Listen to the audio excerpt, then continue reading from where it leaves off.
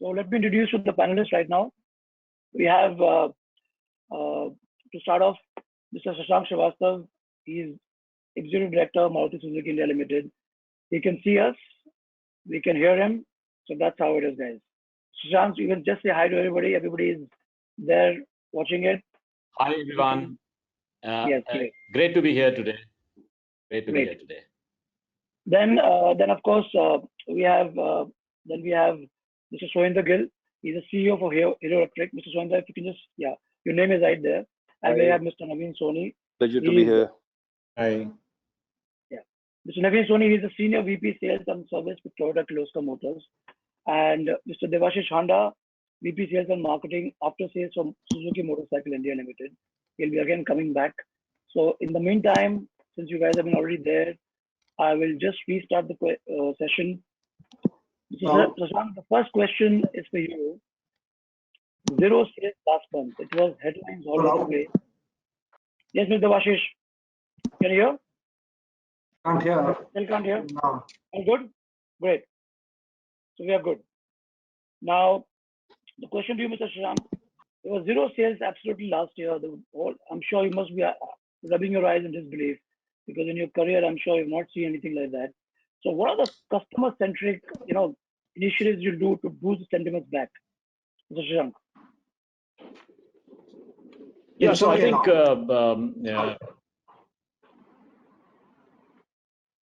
yes, we can hear you. Hear me, right, Ramesh? Correct. Now, yes. Very right. Actually, we never expected. I've been here in this industry for 30 years. I had never expected that we'll have a zero sale in any month. But surely, these events like this happen probably once in 100 years. And we are just, we happen to be there and we have to face it. But unlike many people who are, getting fearful about this zero, I call it the power of zero. The power of zero, to my mind, is that there are a lot of good learnings from this unique experience that we are having as professionals and also as people working in organization. Zero sale, of course, doesn't mean zero demand. So there would be demand, but from an automobile perspective, I can say car buying is a discretionary purchase, and discretionary purchase requires a lot of positive sentiment. The thing with sentiment is that it is transient and it can quickly change as well. So it is transient, it can change, and third is it has a disproportionate effect on volumes. So I think hopefully going forward, we will strengthen ourselves in this period so that when those sentiments take a change, we are in a position to take advantage and derive the best out of ourselves. Very well said. Very well said. Mr. Soni, this question is for you. Do you think an increased demand for personal mobility, will help the automotive industry bounce back because of the time that now people want their own third space? Do you think you equal the sentiments of Mr. Shashank? Okay, the thing was like this, that even if there is a increase in personal mobility because of people's mindset issues, or this is something that we are not looking forward to, because from a point of view that the consumer is forced to buy a car, or consumer is forced to sit inside a vehicle that he otherwise could have chosen shared mobility, etc., is something that I think does not give joy to. We don't want to hold a gun on somebody's head to sell a car. Honestly, that is not something that we desire. We want people to be happy. We want people to be coming and enhancing their mobility needs by buying vehicles and then enjoying the whole experience of owning a vehicle. Sure. From that point of view, yes, it does not. But having said that, a very simple fact in life is, and that's what we've seen in countries like China also. So I may feel empathetic and sympathetic towards customer needs like this that may exist, but the fact of the life is that that yes, there would be certain shift to personal mobility from shared mobility. There are people who I'm sure all of us have seen how the Cochin taxi operators have quickly rebounded and come up with ideas which are existing very well in the industry. and trying to give that sense of security and safety is paramount. So having said all of this, I think we have to watch this new normal very carefully. I repeat what Mr. Shashank was saying. This is a once in a 100-year opportunity for us to reinvent ourselves as professionals and understand what is the new normal, and then every day is a new day. I have never felt so joyed when some dealer of mine sent a photograph of the first delivery after COVID. It was like a first baby being born, and when I circulated amongst my team and also my bosses, they were so delighted to see that. And I was just thinking to myself, this is one amongst the the 10,000 odd vehicles that we used to do regularly, which never would have got the news or attention. And here it is, creating so much of joy in our system. Yeah. It's like the first car being launched. Absolutely. Mr. Gill, going to fuel pump has been a nightmare, especially now. Do you think that, are you expecting a really rapid growth in electric vehicles once the lockdown is over? Because people have experienced all sorts of things. Even going to a grocery store, when you go to the fuel pump, you can't. I mean, that will aggravate the sales for electric motors. Do you think that, or what's your take on that? Yeah, Ramesh, certainly in some segments which are already like two-wheelers and small cars, especially two-wheelers were considered to be personal segment. There were very little of public transport in that, like taxis and all. And we are beginning to see a sort of an interest through various of our members in association who have come out with many schemes that customers have started asking for those vehicles, and they're waiting for showrooms to be opened. So certainly I see there is a big change, and that will remain for some months or some 1 or 2 years before the old orders of graduating to public transport sets in again. So do you think this is going to be advantage to two-wheelers and especially electric? People will move more to electric than a conventional, no? The first move is towards two-wheelers. And within that, there are three options. One is obviously petrol two-wheelers, new, second-hand, and then electric. Now, when you factor 2 or 3 things into the minds of people who are buying, obviously one of them is, there are 3 revelations that are coming out of this catastrophic crisis that we are in. That how come a small microscopic virus can play havoc with the health, right? And second is, how come the nature can bounce back if there is lack of economic activity, even for a few weeks? So if you put together these two, guys who are going to buy vehicles may have in their mind these 2 factors. Let me go for an economic alternative at this point of time. And second, let me think that can I do something which is good for the environment? So on both these counts, perhaps to some of the customers, it will do really factor into the minds that, okay, why not electric? Right. Mr. Handa, Mr. Gill made a very good point. You have been, the small bikes, smaller bus bikes. You also think that, the smaller bikes, normal bikes would again take a very, very big growth, because everybody is talking about, the post-COVID, the smaller bike segment will really see a exponential growth. You also echo the sentiments, like. Yeah, we feel at Suzuki, and I personally feel that in line with what Mr. Gill mentioned just now, my take is quite similar, that what we call the commuter motorcycle in our category, which is the lower end of the pyramid, that is something which should benefit once the customers start coming in again after say about initial few weeks or a month or so. We would expect the recovery on the commuter side to be a little faster. Also on the scooter side to be substantially faster, because it caters primarily to the same buyer and caters to the same need, but largely in the urban market. It will be more premium motorcycles, which may take a slightly more time to take the thing. Right. So sure, go ahead.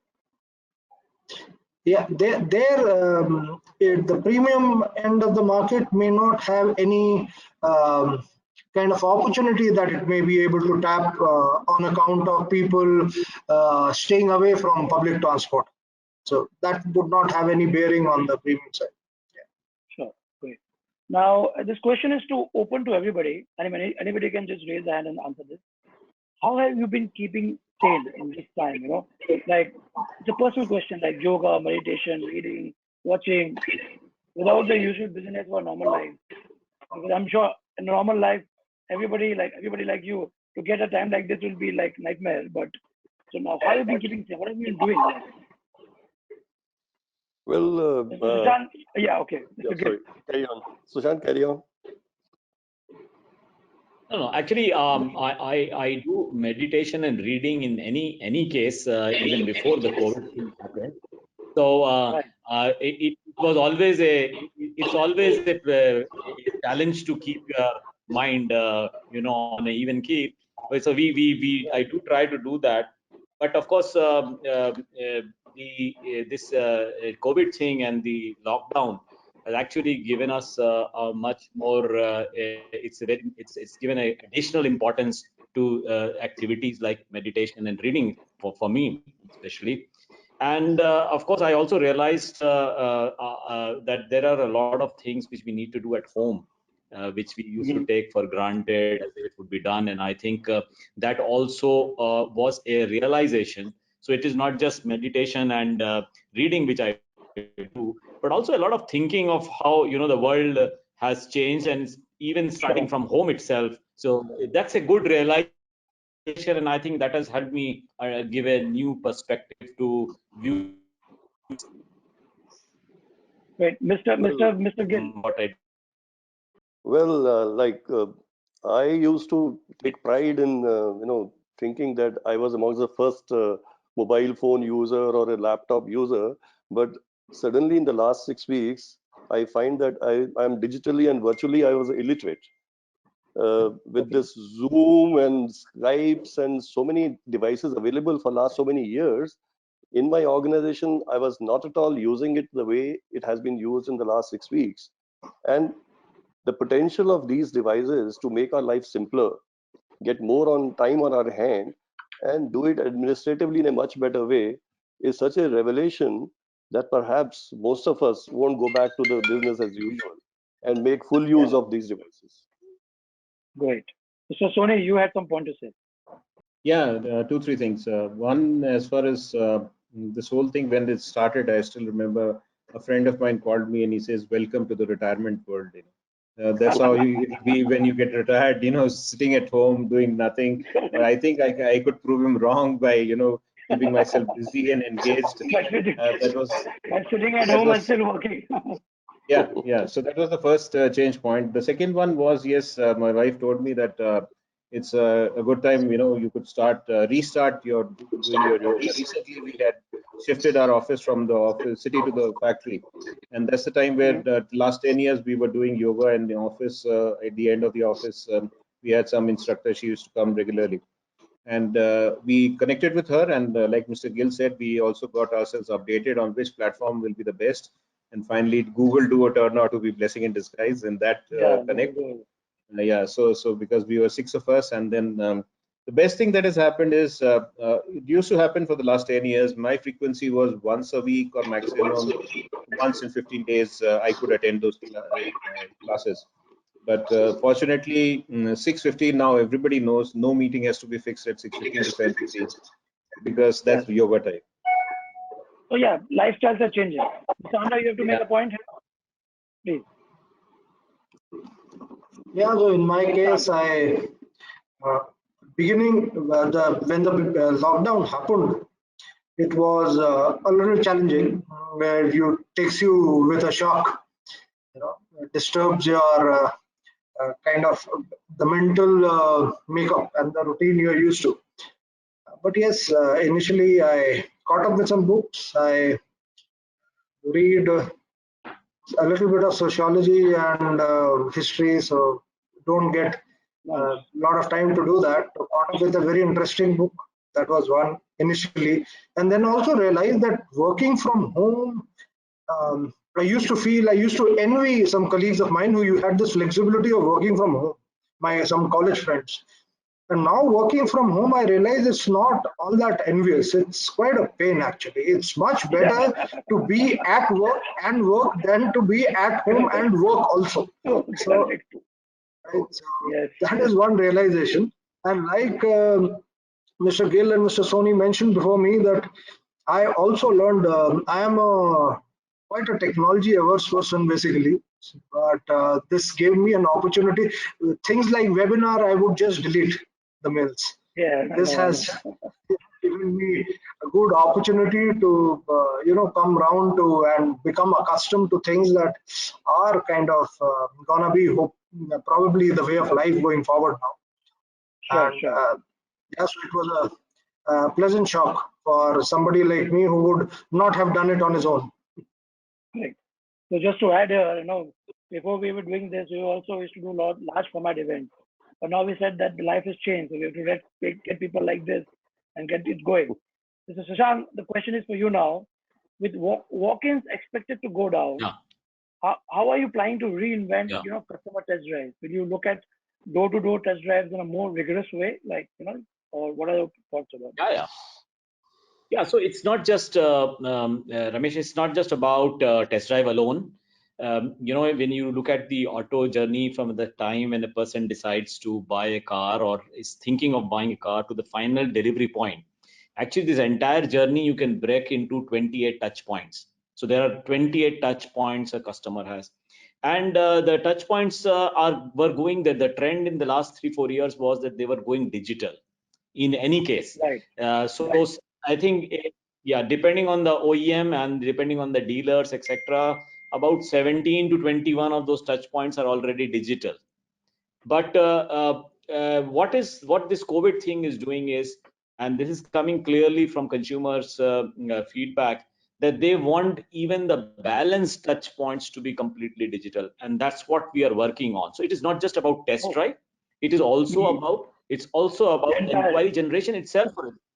Yeah, because you wouldn't be probably having events in some various places to generate events, or you may not be using traditional media, for example, to generate inquiries. You maybe have to build the brand through digital means. You may have to do inquiry, booking, even payments through the digital means, and that's what we are trying to do. Sure. So one is on the side of generating inquiry. Of course, we need to use more analytics, and I think the analytics CRM part is going to be a very big challenge for all auto industries going forward, and that's the thing.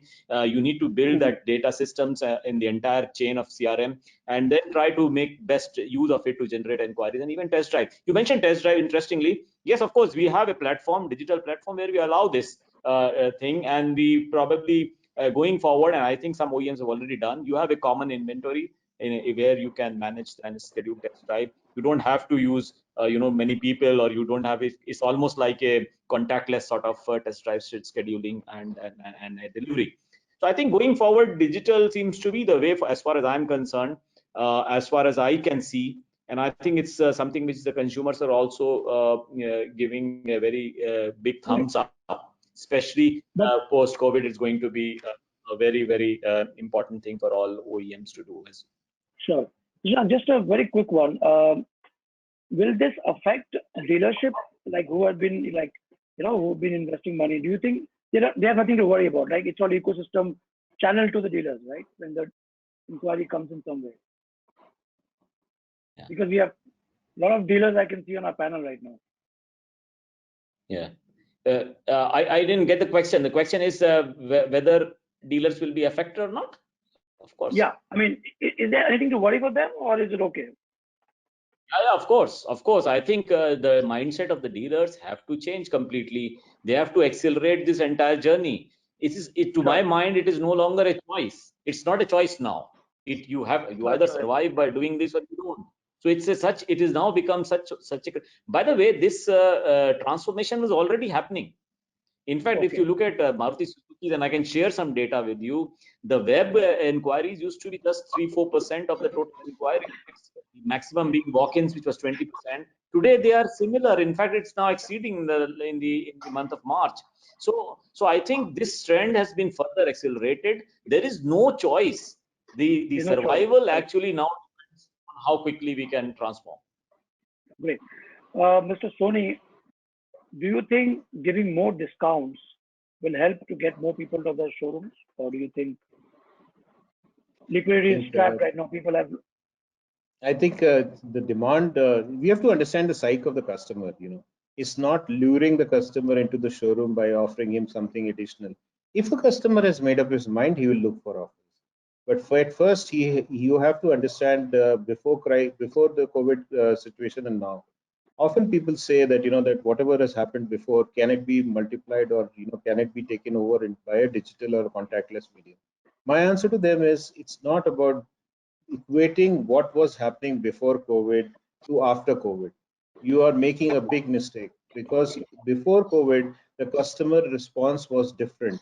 There was no thought in his mind, or like a while ago we were discussing, that the car is a safe way to move from point A to point B.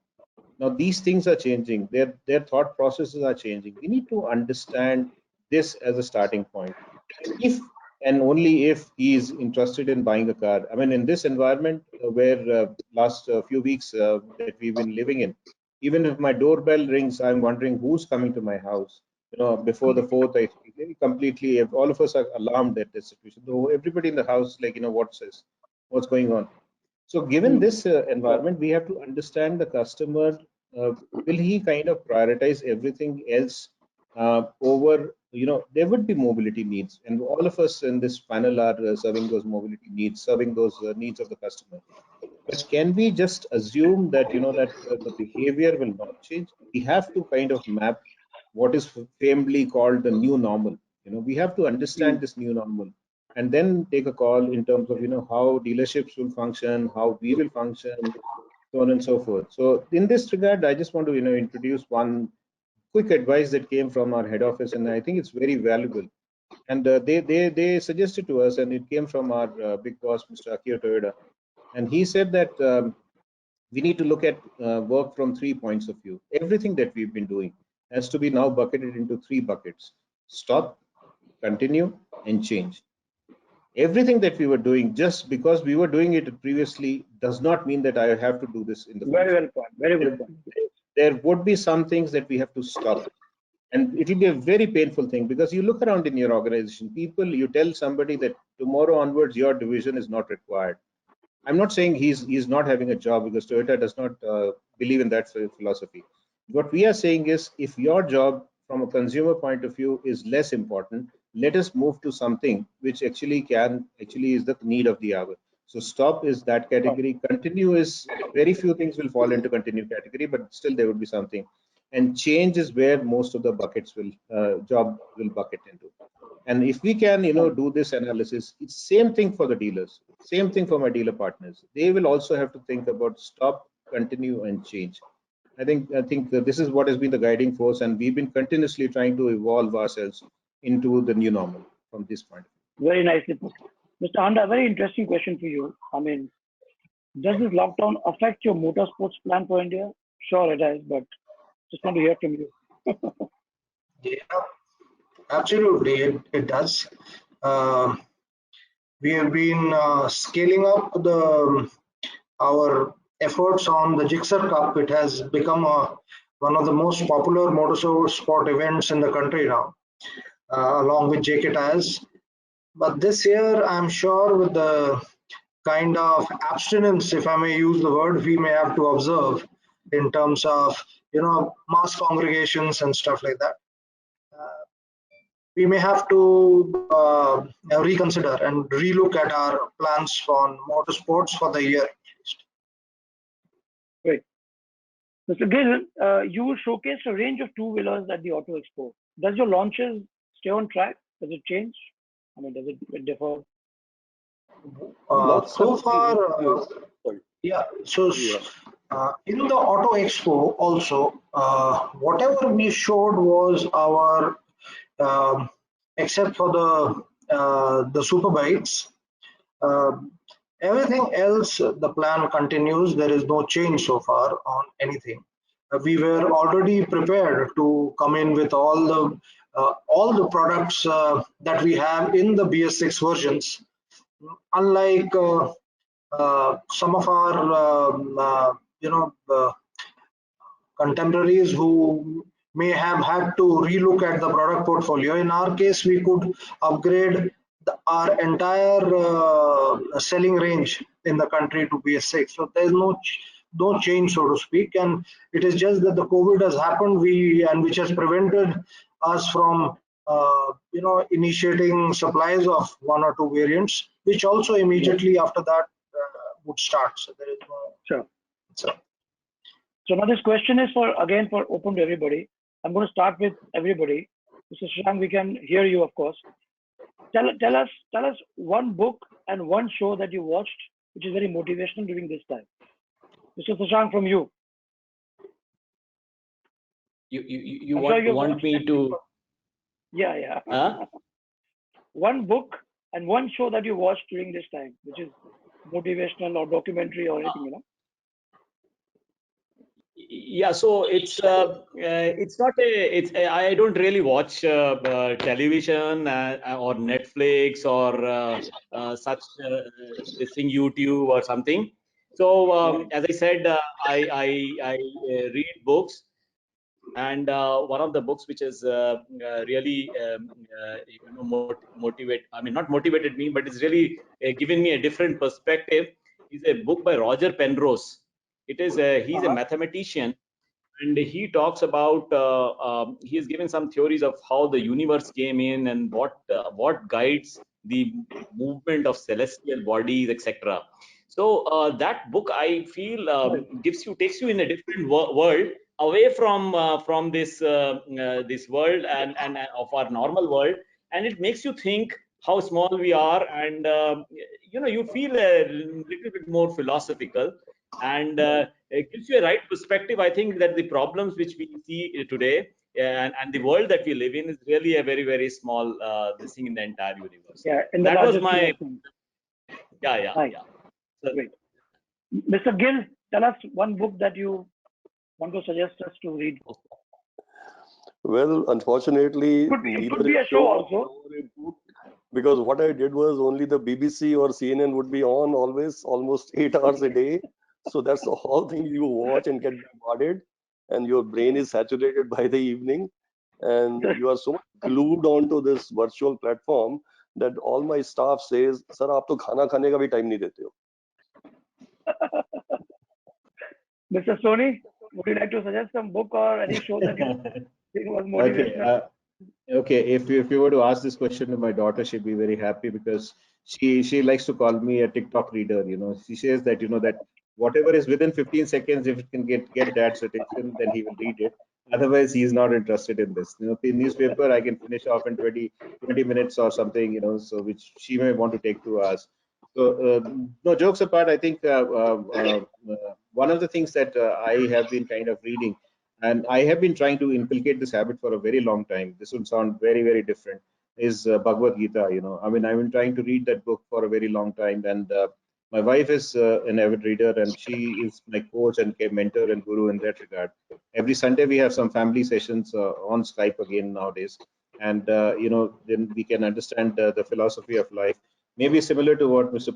Roger Penrose is saying, but this one is said by Sri Krishna. So I think close to my heart, and I can relate to this much better. And also, I think of late I stopped watching news TVs on TV, because I think it was very depressing. And there was only one thing that is crowding the whole scene, is on how to kind of talk about the worst case scenarios, etc., which I think we can do better job in our Excel sheets when we prepare. Correct. So from that point of view, I kind of got hooked on to a little bit to Netflix, etc. And recently, when Rishi Kapoor passed away, he and I used to share my same birthday with Rishi Kapoor also. So I have a strong affinity for him. So I watched some of his latest movies, and I was very delighted to see them, because those movies, when they hit the screen, I probably missed them. So it was a good time to catch up on Rishi's movies. Mr. Handa, about you? So the book I just finished is a book my daughter gifted. It is on a book called The Rebel Sultans. It is on the history of the Deccan. Okay. The history of the Deccan, from right from Khilji, Delhi Sultanate times up to Shivaji, post Shivaji. So it was Very pretty nice. interesting because this is the part of the country whose history we actually are not taught much in school. Well, we learn a lot about the British times. We learn a lot about what happens in the Mughal era and even ancient. But this part of the country, no, we don't really know much. So that was interesting. Uh, Very nice. Very nice. Right. and on shows, not one but two, in fact, and two very diverse ones.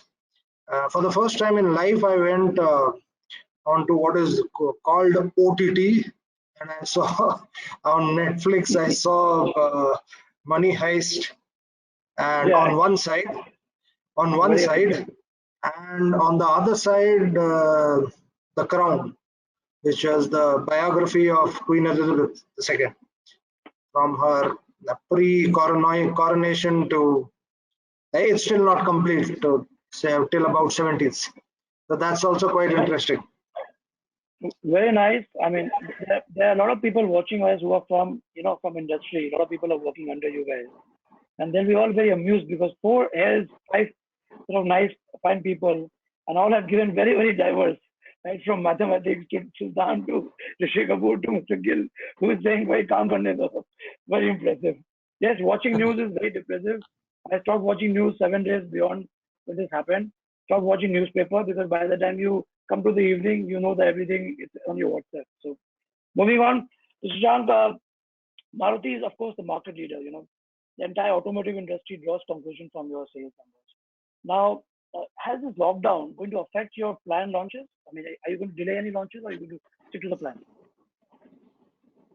Yeah, so regarding the product launches, of course, I'll not be able to give you a forward guidance of this thing, but I can tell you something which we had announced already, which was the launch of the S-Cross with the petrol engine.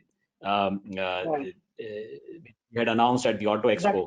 This was supposed to be launched. Yeah, it was supposed to be launched in March. Can you hear me? Yeah, I can hear you. Yeah, so that obviously has got delayed because of this COVID thing. But I suppose in the long term, the planning for new models, etc., is as intact is intact, because in the long term we are quite bullish about Indian auto growth in the long term. So we may have these blips, and some big blips like the one which we saw last year and also probably the first half of this year. So notwithstanding that, I think we still remain bullish about the future of the Indian economy and the Indian auto industry. Sure. Mr. Soni, Mr. Shashank is not selling because you are listening, that's why, He doesn't want to share. Sorry, say that again. Say that again. I'm saying Mr. Shashank is not disclosing the plans because you are on the panel. No. If you're reading the media, then I think there wouldn't be any concern on that front. Correct. Mr. Gill, on the positive side, the lockdown has given us cleaner air. We can see Toronto, we can see New York. But do you see this more EV-centric initiatives coming from the government now that Certainly, because from association, we are in close touch with the government, and there are a lot of calls happening almost every week. And one thing is clearly now put aside the doubts that whether really we need a clean energy at the back to have cleaner vehicle. Second is whether the tailpipe emission is more important because that's what we are breathing every day. And third, how much effect, if automotive pollution is reduced, air pollution is reduced, how much effect it would have on a cleaner environment. So these things are clearly now sort of cast in the stone. And with that, there is a positive mindset changes that are happening on the country. The one way to go automatically is electric now. The only thing that people are talking in the government is, see, let's stop talking of this money, subsidies, dole outs, and let's think of something else which will sort of promote this type of a cleaner mobility solutions. So every effort that we are talking these days is indirectly supporting the electric mobility while taking care that whatever our BS6 vehicles are coming on the road, they don't take a hit. So it's a peaceful coexisting of two technologies. See, one thing is coming very, very clear that we can always produce cleaner energy at the back, even if we don't have now. But we can't continue to pollute. So Right. there are few steps that government is perhaps thinking, or at least we are putting in their minds, that let's start from the business side. Okay, personal mobility, it's a choice of a customer to go cleaner or not cleaner. But businesses who pollute, they should be sort of forced or mandated to convert to electric, whether they are deliveries or whatever. They can showcase that yes, we mean business, like Amazon announced that we would have 10,000 e-rickshaws or whatever. So the lead can be from the business side. They can showcase a lot of density of electric on the road so that people start looking at them, weighing the options, getting the positives or negatives, and then decide as a personal mobility whether they want to switch or not. And secondly, the industry also has to do a lot of things because we all are so much sucked into our own automotive businesses. We have to now factor surely for our planet, for our environment, and for our health. See, that Harvard study that you have seen, 2.5 p.m. clearly says our lungs are compromised. And if lungs are compromised, viruses like COVID will eat us alive anytime. So there's a direct connection between vehicular pollution Right. and the death rates and the succumbing to such illnesses. So looking at that, the industry also has to now have a rejigging of whatever they want to do in the near future and distant future and create portfolios within their domains so that they don't take it on as sidelines. It becomes a Right. mainstay in years to come. More mainstream. Yeah. Great. So Soni, Toyota has been quite active during the lockdown. In regards to dealer-centric incentives, can you tell us what are you thinking for dealer incentives, or are you trying to do something for them?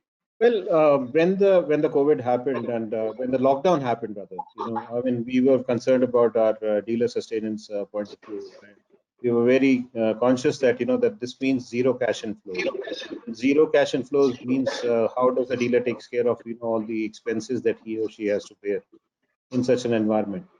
So I think somewhere end of March itself, we had come out and then we had announced what we would like to call as COVID 1.0, and, in which actually every word of COVID meant something that is good for the dealer.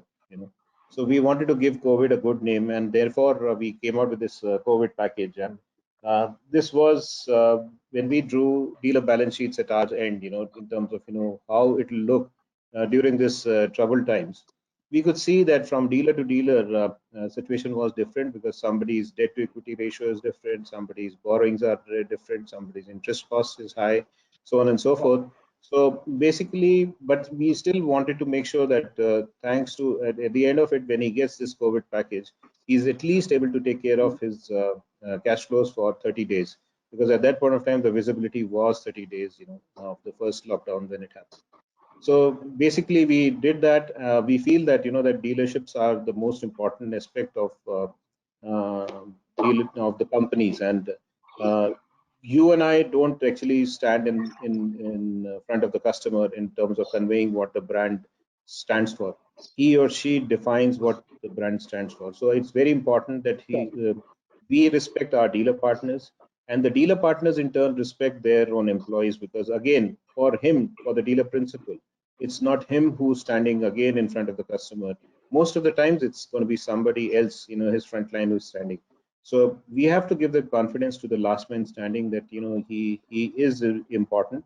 He will be taken care of during these troubled times, and therefore we try to come out with that package quickly, and then give the dealers the reassurance that we are going to be there with him in these difficult times, and that is how we pulled it through.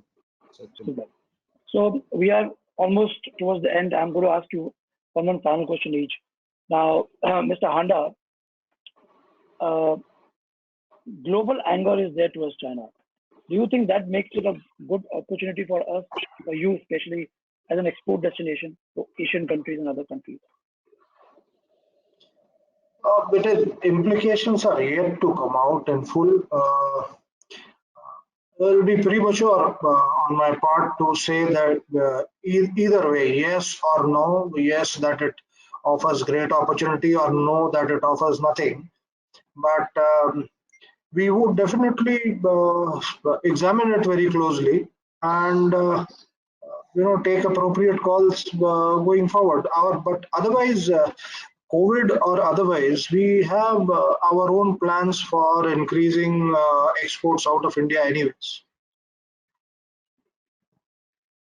Great. Mr. Gill, a lot of electric vehicle components comes from China.